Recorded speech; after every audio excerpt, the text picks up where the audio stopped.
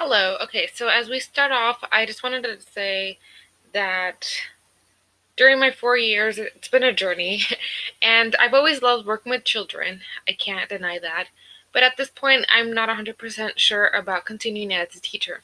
However, I love working with children, so I want to find ways to work with them. Okay, so the first question is how we envision ourselves as an educator.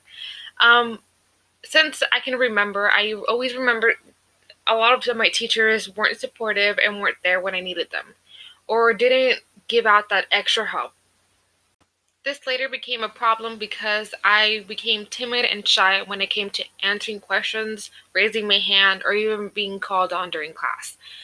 So as a future teacher, I want to change that. I want to be able to create an environment where my students feel safe, safe enough to ask questions if they feel lost, not scared to ask a question to feel quote unquote stupid or a question that doesn't make sense. I want them to be able to participate and say anything in case they do not understand something. They're able to ask questions, they're able to learn. And I think that's an experience that we as teachers we should all give to our students. We should allow them to ask any questions even if it's the dumb questions. We should be able to let them feel free enough to talk and participate. Also, as a teacher, I want to reflect on and be able to show that the students' voices are important. It's important for students to speak out because, as an example for me, I wasn't allowed to speak up, or there's a lot of teachers that really did say, well, you should know the answer, or that's a dumb question, or whatever.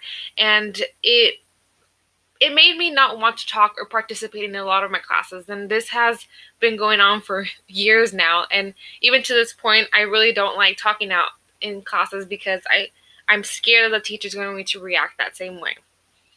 But overall, what I've learned and I've noticed that there's a lot of teachers, especially during the observations that we did, that it's important to have a student to teacher relationship, create a nice environment, create a friendly environment. Because what I noticed in the schools where sixth grade is a lot of drama, middle school is drama. But I noticed that these students, even inside the classroom, they had this friendly environment, like they shared all their opinions. They weren't afraid to speak up. When someone said something funny, they all laughed. Or if someone said something, uh, I don't know, something that a lot of people would consider dumb, they didn't laugh or they didn't point them out. They let them speak up and let them um, show their voice.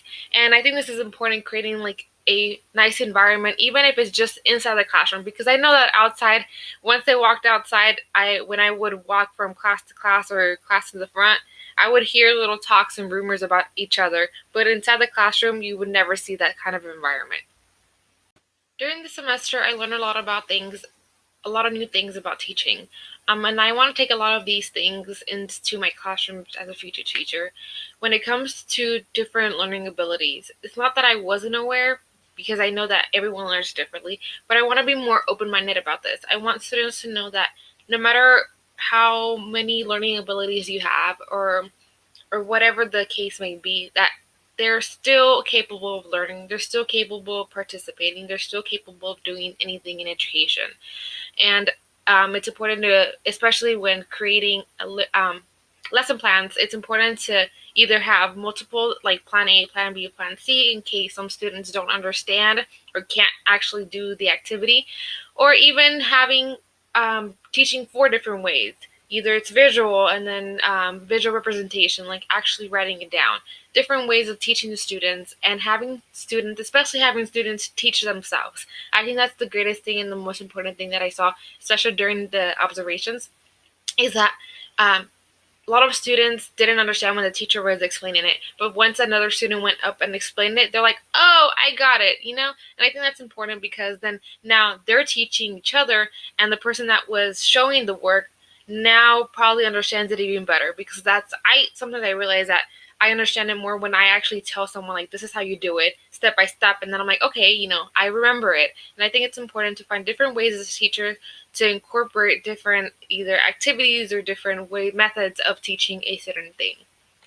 But overall, I think this is a very good experience. I liked it. I really enjoyed this class, especially because I got to observe a classroom in which was middle school, and I always wanted to teach middle school, and especially math.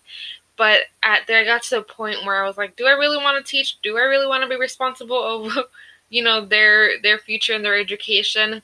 And I'm still not. I'm still debating, and I still don't know 100%. But I really enjoyed this class because I was able to have that opportunity. Because if it weren't for this class, I probably wouldn't have gone out of my way to observe at a different class or observe at any class at all.